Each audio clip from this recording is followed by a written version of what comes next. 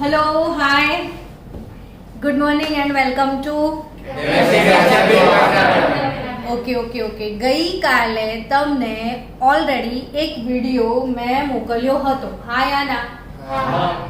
જેમાં 3 નિયમો હતા, ઇલેક્ટ્રોન રચના માટેના નિયમો. આ વિડિયો હતો. ઇલેક્ટ્રોન રચના માટેના નિયમો કયા કયા છે એનો આન્સર મને જોઈએ છે. પહેલો નિયમ બતાવો. આઉફબાઉનો નિયમ. આઉફબાઉ વૈજ્ઞાનિક હતો ને? ના. તો જર્મન શબ્દ છે. જર્મન શબ્દ છે ને જર્મન શબ્દ આઉફબાઉનો મતલબ શું થાય? ગોઠવણી. તો આઉફબાઉનો નિયમ તમે વિડિયોમાં જોયો? શું નિયમ? મોઢે કરી લીધો? જો બોલો, ચલો, જેને આવડતો હોય.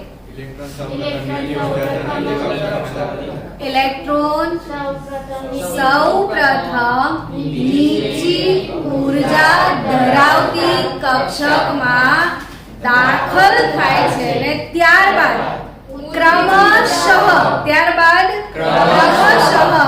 ઊંચી ઉર્જા ધરાવતી કક્ષકમાં જાય છે. બીજો નિયમ કોનો હતો? હુન્ડનો નિયમ. મારી એક આદત છે કે હંમેશા અરે પ્લીઝ, કોઈનું છે ને માઇક ચાલુ છે ને બાજુમાં વિડિયો રેકોર્ડિંગ બી છે, તો થોડું ધ્યાન આપજો. હું શું કહી રહી છું તમને કે મારી એક આદત છે હંમેશાની કે ઘણા બધા છોકરાઓને સીધું ચેપ્ટરનું ટાઇટલ પૂછીએ ને, આખું ચેપ્ટર આવડતું હોય, ટેસ્ટમાં 50 માંથી 50 માર્ક આવે, પણ શું ના ખબર હોય ચેપ્ટરનો ટાઇટલ, નામ શું છે એ ના ખબર હોય. સાચે એવું ઘણીવાર બનશે, તમે રેન્ડમલી યાદ કરજો. અને બીજું કે છોકરા શું મોડે કરે? હુન્ડનો નિયમ, પૌલીનો નિયમ, પણ આખું બોલો. હુન્ડનો મહત્તમ સ્પિન ભ્રમણનો નિયમ.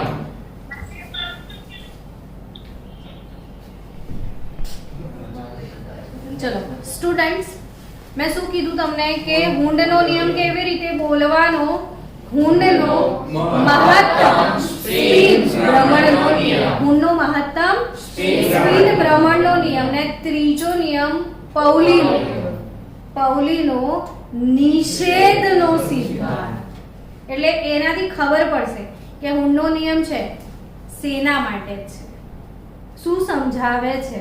તો એ મહત્તમ સ્પિન ભ્રમણ સમજાવે છે. એવી જ રીતે પૌલી શું સમજાવે છે?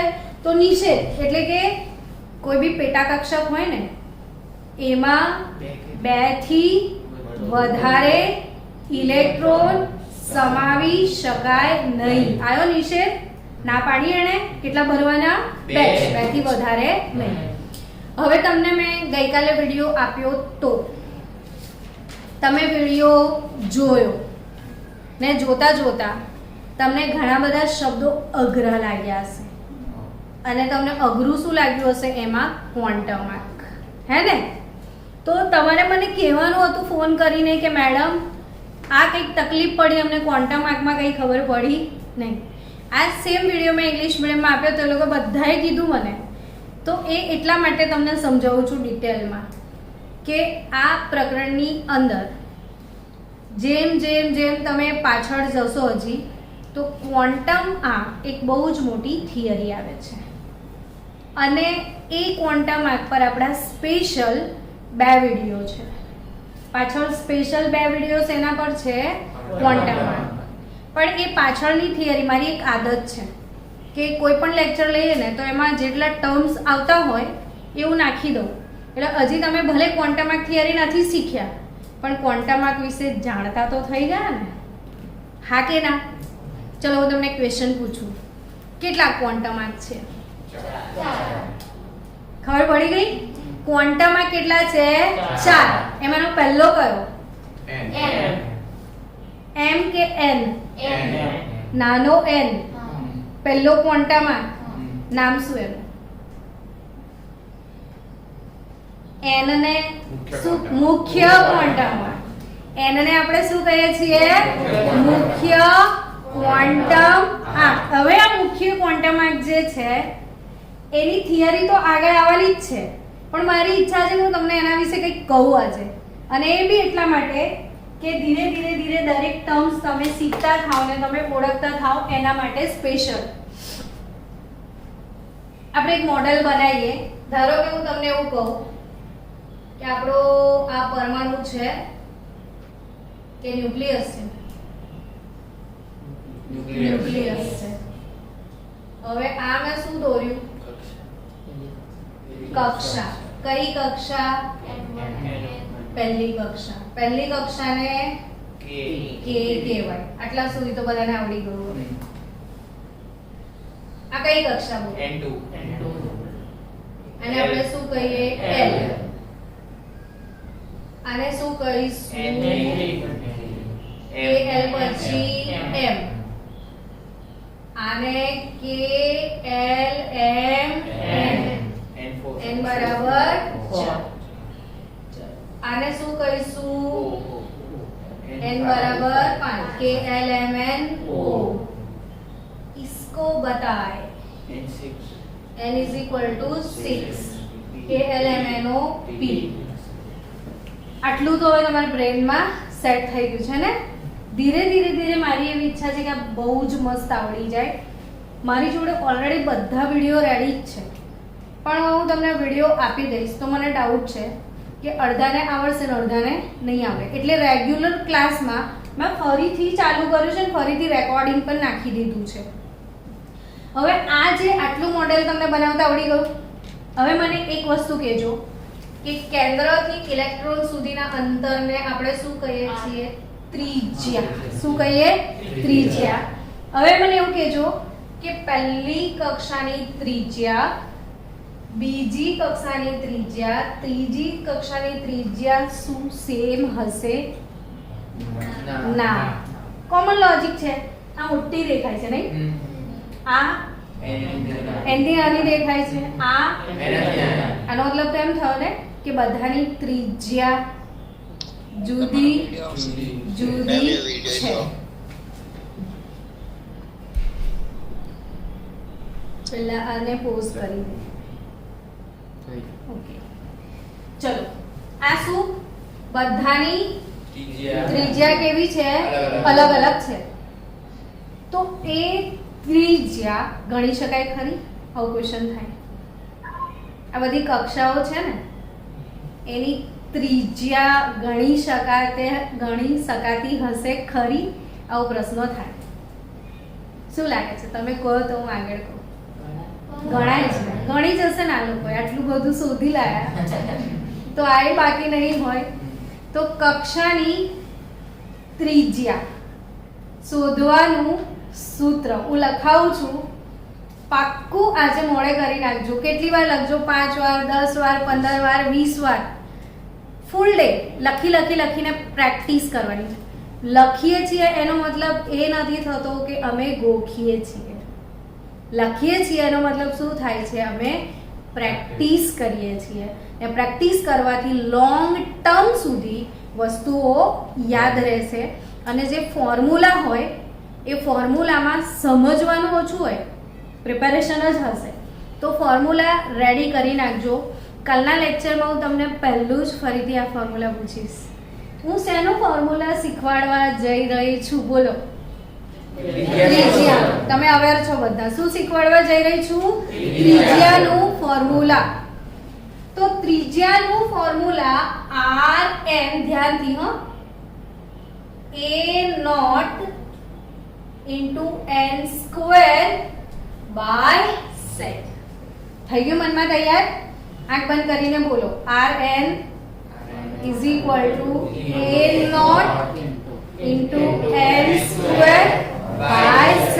હવે આ બધા જે ટર્મ્સ છે ને ઓળખો. તમને એને ઓળખતા આવડે છે કે નહીં આપણે ચેક કરીએ. તો આ શું છે? બતાવે છે ત્રિજ્યા. આ n બતાવે છે મુખ્ય ક્વોન્ટમ આંક. એટલે પહેલી કક્ષાની છે કે બીજી કક્ષાની છે કે ત્રીજી કક્ષાની? n બરાબર 1 તો R1, n બરાબર 2 R2, n બરાબર 3 R3 it's done now. અચ્છા આમાંની કયા કયા ટર્મ છે જેને તમે નથી ઓળખતા અથવા તમે ઓળખો છો? બંનેનું નામ આપો.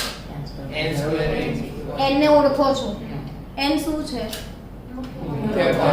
મુખ્ય ક્વોન્ટમ આંક. n શું છે? મુખ્ય ક્વોન્ટમ આંક. અચ્છા z શું છે? શું? સરસ. તમે લોકો સામે બેસો છો અને આ બધું બોલો છો ને તો જે જોશ આવે ને ટીચરની અંદર, એક ઇનર પોટેન્શિયલ, મજા આવી ગઈ છે તમને ભણાવવાની. કે આ શું છે? પરમાણુનો ક્રમાંક. શું છે? આ તમારો મુખ્ય ક્વોન્ટમ આંક એટલે કક્ષાનો નંબર. આ ત્રિજ્યા. નથી ઓળખતા એક વસ્તુ કઈ? a naught. ક્લિયર? તો આ a નોટ શું છે ખબર છે? અચળાંક છે. આ a નોટ ની કિંમત કેટલી છે એની ગણતરી અને આ બધું જ તમને ફિઝિક્સમાં ચોથા સેમિસ્ટરમાં 12th માં આવવાનું છે. સમજી રહ્યા છો? આપણે અત્યારથી એની પ્રિપેરેશન કરી રહ્યા છે. તમે ફિઝિક્સમાં ચોથા સેમમાં ચેપ્ટર ભણશો ને તો તમને એવું લાગશે બધું જ આવડે છે. તમને રેડી કરીને મોકલીશ. એવું જ આપણે ઘણા બધા ચેપ્ટર કોમન છે ફિઝિક્સ સાથે, જેમ કે થર્મોડાયનામિક્સ તો હું બી ભણાવીશ, ફિઝિક્સ પણ ભણાવશે અને બે બાજુથી ભણવાનો જે લાભ મળશે ને આખું ચેપ્ટર ચકાચક હશે. આ પણ એટલે at the end of the day નીટમાં આમાંથી માર્ક્સ જવાના નથી as well as in JEE. બરાબર? આપણે જેઈ કહીએ તો નીટ વાળા રહી જાય અને નીટ કહીએ તો જેઈ વાળાને જશે. પણ બંને બધા સરખા જ છે. શિક્ષકને બે આંખો હોય, કેમેસ્ટ્રી વાળાને આ બાજુ વાળી ને આ બાજુ વાળી. તો Rn બરાબર શું? a naught into n² upon z. નથી ખબર એ શું? a નોટ યાદ રાખજો. હવે પરમેનન્ટલી લખીને પ્રિપેર કરી નાખજો. 0.53 एंगस्ट्रॉम. कितना है उसका वैल्यू? 0.53. जोर से बोलो. 0.53 एंगस्ट्रॉम. सारे बोलो. 0.53 एंगस्ट्रॉम. चलो पिकोमीटर में फेरवता શીખવાડો. કોણ કહેશે 1 એંગસ્ટ્રોમ એટલે કેટલા સેન્ટીમીટર? 10⁻⁸. જો મારું ઘર છે ને 1 એંગસ્ટ્રોમ =10⁻⁸ સેન્ટીમીટર. આ મારી આદત તમે જોઈ ને ઘરમાં બેઠા કે બધું ક્યાં લખી દેવાનું? દિવાલ પર. તમે બી એવી રીતે જે વસ્તુ જરૂરી છે એને કાગળ પર લખીને આમ ચીપકાઈ રાખો. જ્યાં તમે સૌથી વધારે બેસતા હોય ત્યાં. ટોયલેટમાં વધારે વાર લાગતી હોય તો ઘણો કલાક તો એ દિવાલ પર આઉટ પોસ્ટર બનાવી દેવાનું ટાઇલ્સમાં. ખાના તો પડેલા જ છે ને. તો a નોટ બરાબર શું? 0.53 એંગસ્ટ્રોમ. 1 એંગસ્ટ્રોમ એટલે કેટલા સેન્ટીમીટર? 10⁻⁸. હા, તો 0.53 into 10⁻⁸ सेंटीमीटर थाय. अब मेरे को मीटर में जाना है. सेंटीमीटर से मीटर में कैसे जाएंगे बताओ?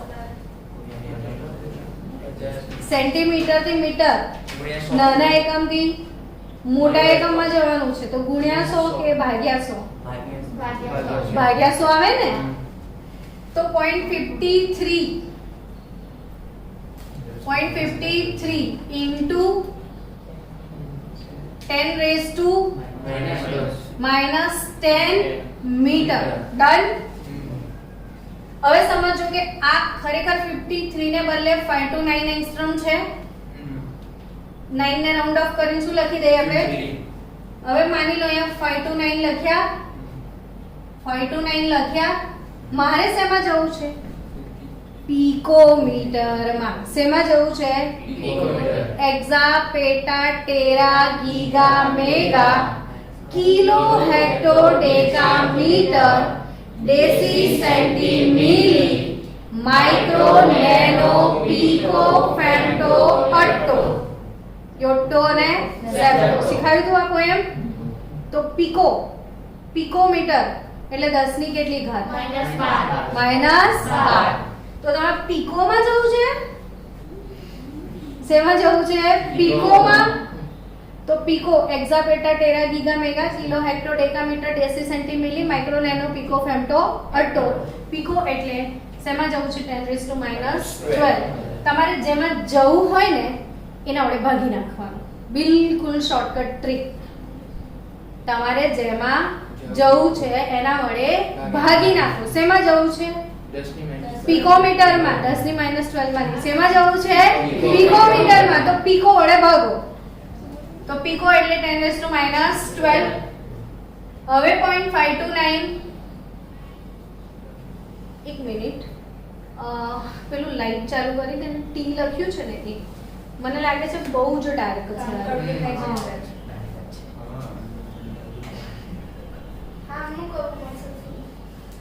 પણ એને પહેલા પોઝ તો કરો ભાઈ.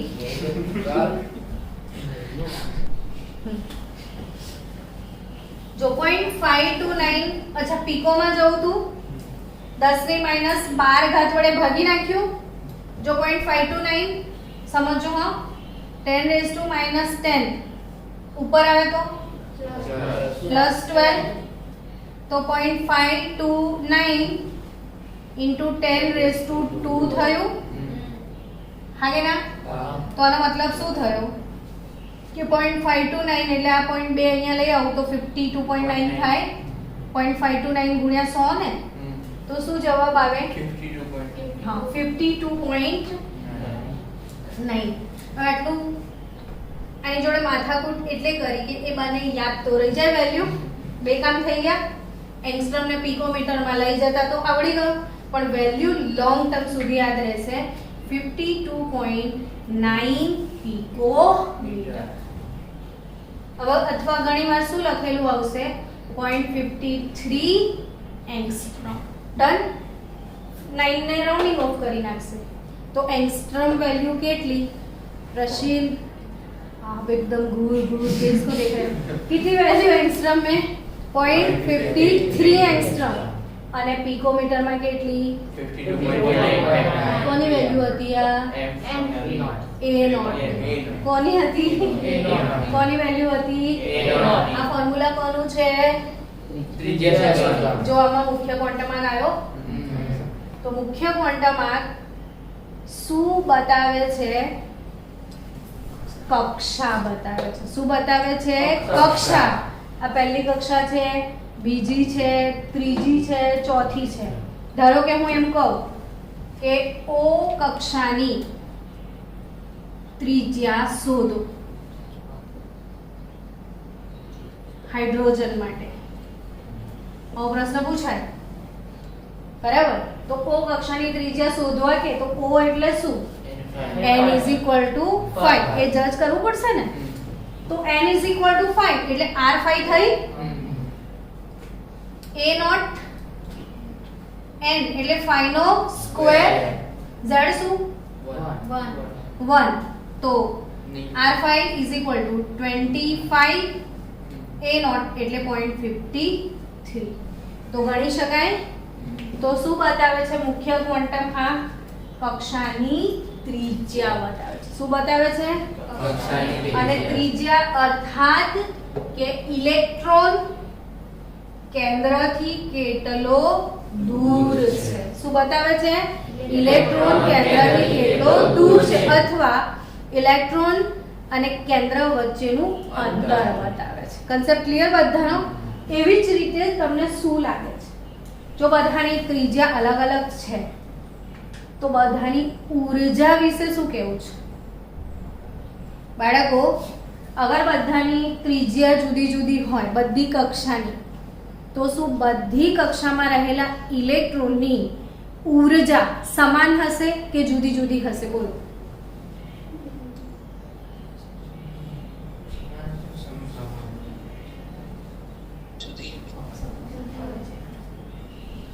શું કહો છો? જુદી જુદી હશે. અરે ભાઈ કાલે શું શીખવાડેલું? કક્ષકોનો ઊર્જા ક્રમ. કાલે શું શીખવાડેલું?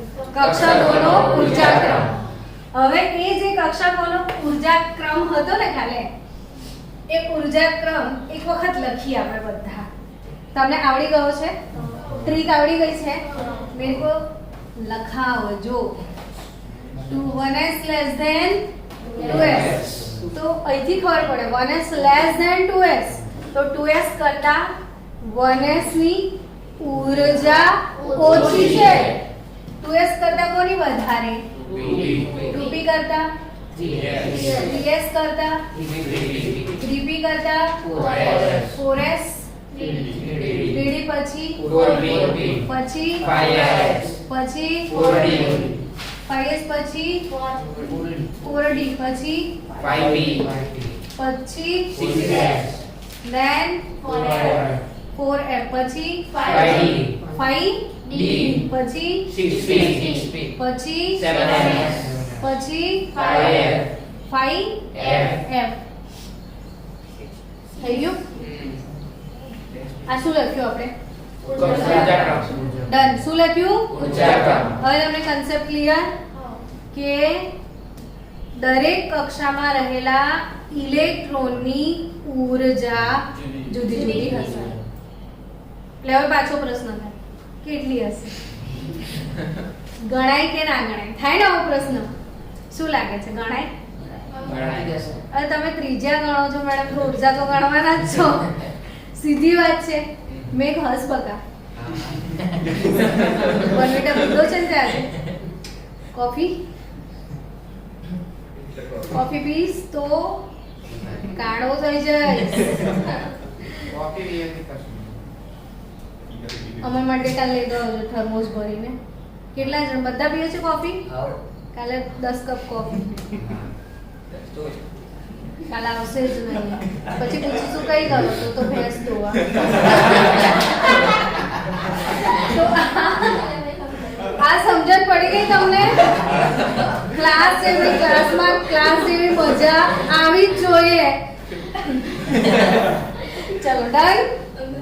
1s less than 2s less than 2p 3s 3p 4s ये सबको आवड़ गया है. डन ना? હવે શું શીખવા જઈ રહ્યા છો? ઇલેક્ટ્રોનની ઊર્જા કેવી રીતે શોધી શકાય. તો મને ત્રિજ્યા શોધવાનું સૂત્ર એકવાર બોલીને બતાવો. Rn is equal to A0 into n square by z. આવડી ગયું ને? તો ત્રિજ્યા બી આવડી જ જશે ને? અરે સોરી, ઊર્જા n કક્ષકમાં મુખ્ય ક્વોન્ટમ. હા, n કક્ષકમાં રહેલી ઇલેક્ટ્રોનની ઊર્જાને ઇંગ્લિશમાં એનર્જી એટલે સિમ્બોલ E. ત્રિજ્યાનું ઇંગ્લિશ રેડિયસ એટલે r. Done. En is equal to RH into z square upon n square. આ શેનું સૂત્ર છે? ઊર્જા શોધવા. આ બી પાછળ મોટી એક થિયરી છે. આખું સૂત્ર પણ આપણે તારવ્યું છે. ફૂલ ડિટેલમાં તમને વિડીયો મળશે આનો, પણ આપણે અત્યારે વચ્ચે નાખતા જઈએ, થોડું તૈયાર થતું થાય. તો આ શું છે? ઇલેક્ટ્રોનની ઊર્જા શોધવાનું સૂત્ર. હવે આમાં બધા ટર્મ્સને તમે ઓળખો છો કે નહીં ચેક કરો. ના, એક ટર્મમાં લોચો છે નહીં? કયો? ના, માઈનસ તો માઈનસ જ કહેવાય. હા, એમ કહો. બાકી મેથ્સમાં તમે એમ કહો કે માઈનસ ને નહીં ઓળખતા, માઈનસ કહેવાય. બરાબર? આ શું નહીં ઓળખતા? RH. હા, RH એટલે રીડબર્ગ કોન્સ્ટન્ટ. શું? રીડબર્ગનો અચળાંક. 2.18 ગુણ્યા 10⁻18 જૂલ. 2.18 into 10⁻18 joule. શું છે? રીડબર્ગનો અચળાંક. શું છે? રીડબર્ગનો અચળાંક. તો આ છે રીડબર્ગ અચળાંક. હવે આ બધું આપણે વિડિયો છે તારવણી સાથે જુદા જુદા એકમોમાં બી અને જૂલમાંથી કેલરીમાં લઈ જવાનો છે, ઇલેક્ટ્રોન વોલ્ટમાં લઈ જવાનો છે, આ બધા ટર્મ્સ તમને શીખવાડીશ. ફિલહાલ ફોર્મ્યુલા ઓફ એનર્જી. પહેલી કક્ષાના ઇલેક્ટ્રોનની ઉર્જા બીજી કક્ષા કરતા વધારે હશે કે ઓછી હશે? ઓછી. જેમ તમે કેન્દ્રથી ક્યાં જાઓ, દૂર જાઓ, તો ઉર્જા વધતી જાય. કેન્દ્રથી દૂર જાઓ તો શું થાય? વધતી જાય. અને અહીંથી આમ જાઓ તો એટલે જ માઈનસ છે. સમજી ગયા? એટલે જ માઈનસ છે, કારણ કે n વ્યસ્ત પ્રમાણમાં જ લખ્યો. જો સમજી ગયા? ચલો, તો ઉર્જાનું સૂત્ર એકવાર બોલો તો. ઉર્જાનું સૂત્ર En =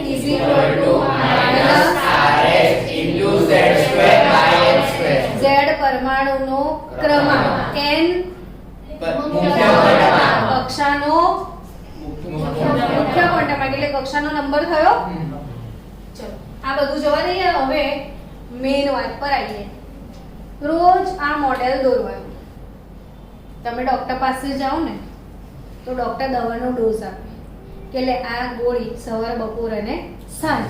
એમ હું તમને આ આપું છું કે સવાર, બપોર અને સાંજ 3 ટાઈમ શું બનાવવાનું? આ મોડેલ. એટલે કમ્પ્લીટ મગજમાં સેટ થઈ જાય. હજી વાર છે.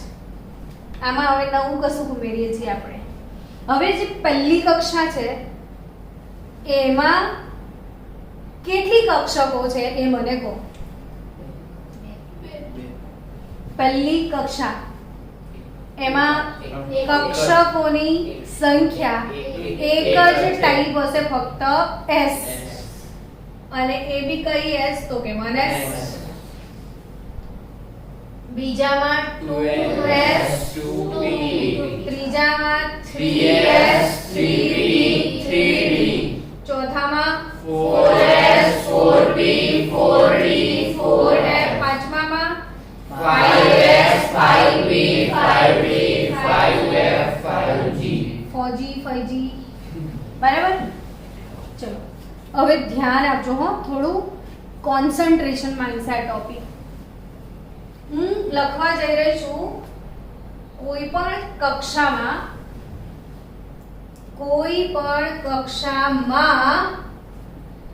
કક્ષકોની સંખ્યા.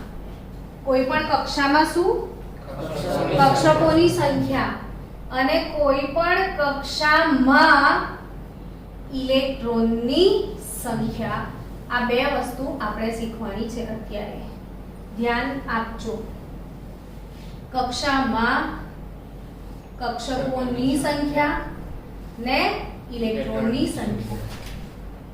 હવે પહેલી કક્ષા, આમાં પહેલી કક્ષા એટલે n = 1. તો કક્ષકોની સંખ્યા કેટલી? કોણ કહેશે? એક જ. કેમ કે s ને કોઈ પેટા પ્રકાર નથી. કોણ? કઈ બકરી બે બોલી? 10 બે કેવી રીતે બેટા? નહીં ને બે? 1s.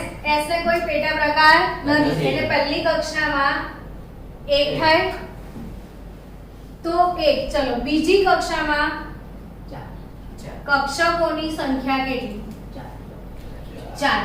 હવે એ 4 કઈ કઈ જીમી કહેશે મને કે જીમી આ બીજી કક્ષામાં 4 કઈ?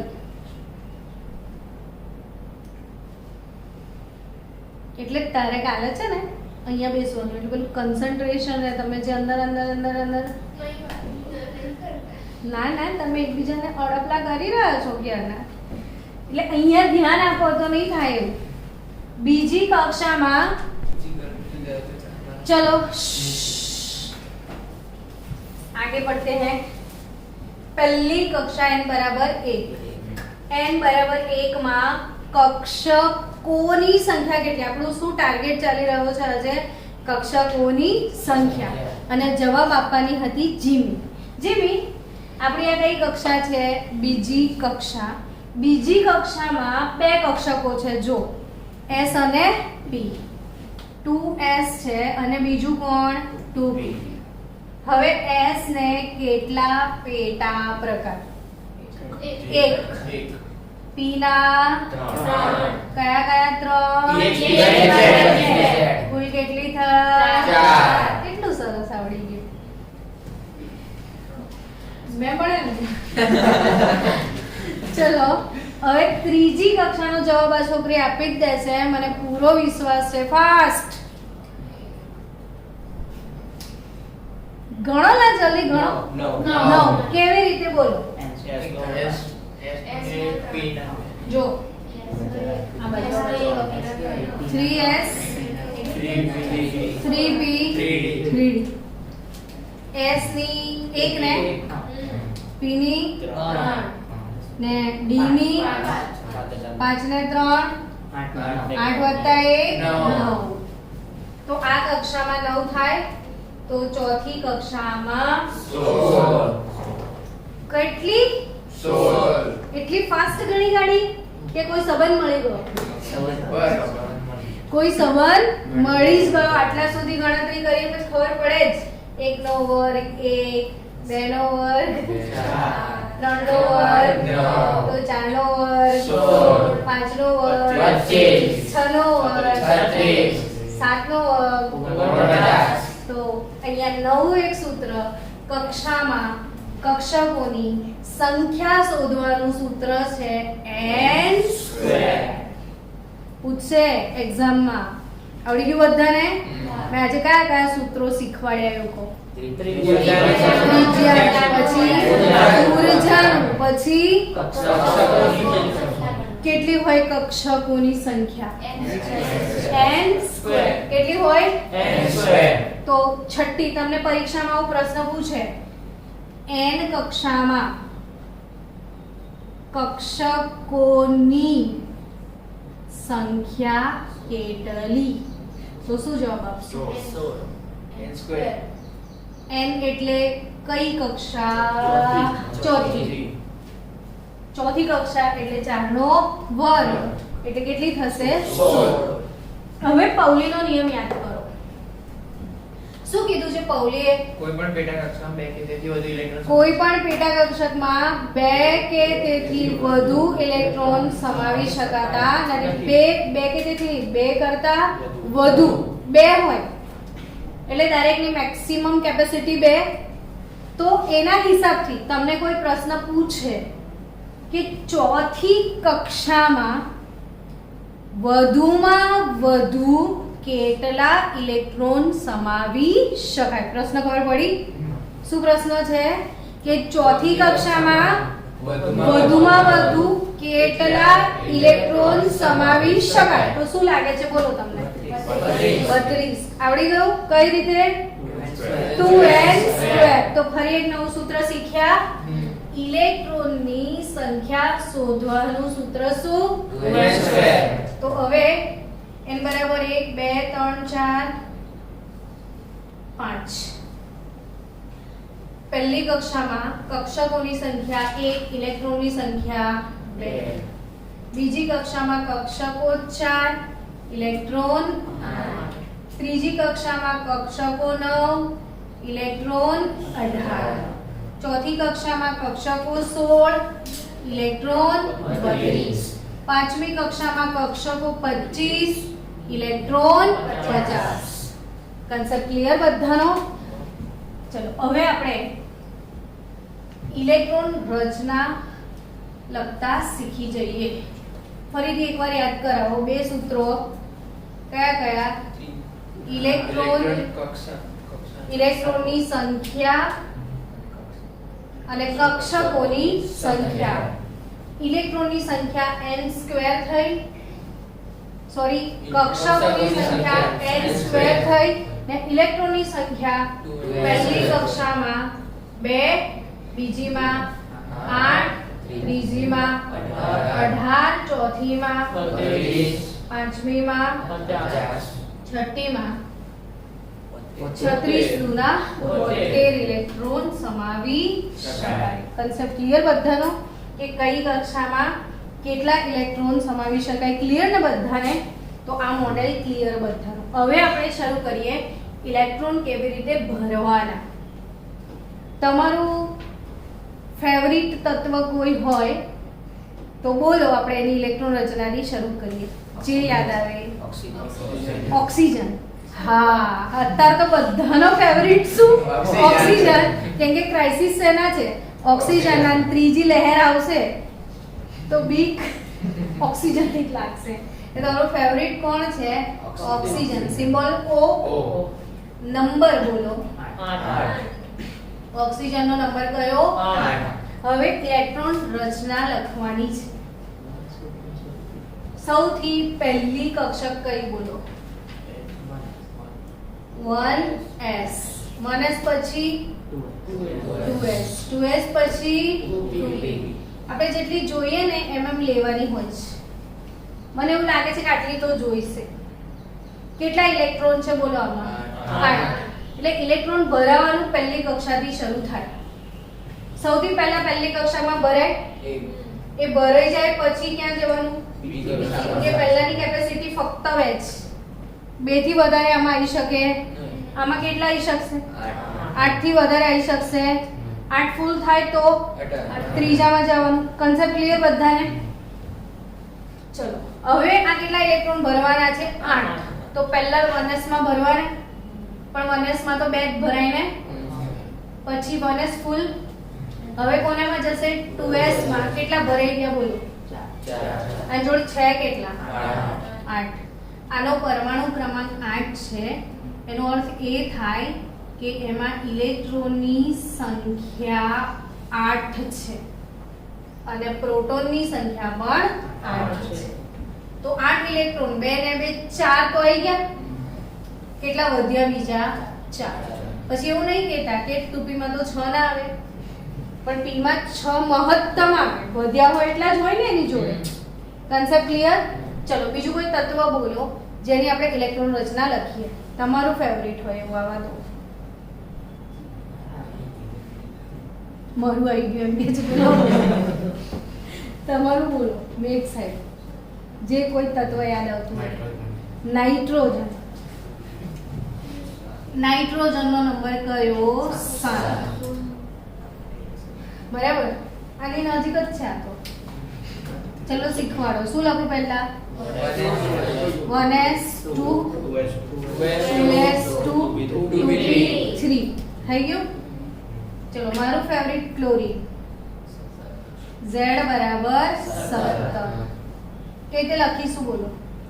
1s 2s 2p 3s 3p. જરૂર પડશે તો લખીએ. કેટલા? 17 ભરવાના છે. અહીંયા કેટલા ભરવાના? પહેલા 2, પછી 2 ને 2 4 ને 6. સમજ પડી રહી છે ને? s માં 2 આવશે, p માં 6 આવશે.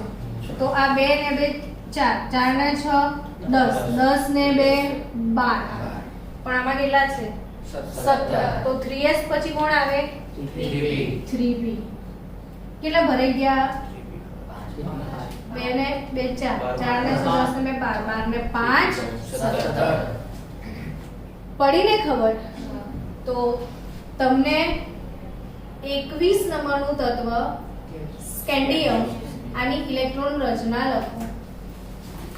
1 થી 10 તત્વોની, 1 થી 20 તત્વોની ઘરેથી આપું. 1 થી 20. કેમ 1 થી 30 નહીં? 1 થી 30 તત્વોની ઇલેક્ટ્રોન રચના તમે આજે ઘરે ટ્રાય કરજો બધા બાળકો.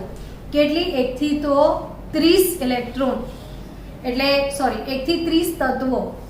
એટલે તમને કન્સેપ્ટ ક્લિયર થઈ જશે કે ઇલેક્ટ્રોન રચના 30 વખત લખશો તો આવડી જ જાય લખતા. બિલકુલ ભૂલ પડશે નહીં. તો આવતીકાલે મળીએ આનાથી આગળના લેક્ચરમાં. ત્યાં સુધી બાય બાય. દિવસમાં 3 વખત સવારે, બપોર અને સાંજ આ ગોળી ખાતા રહેજો.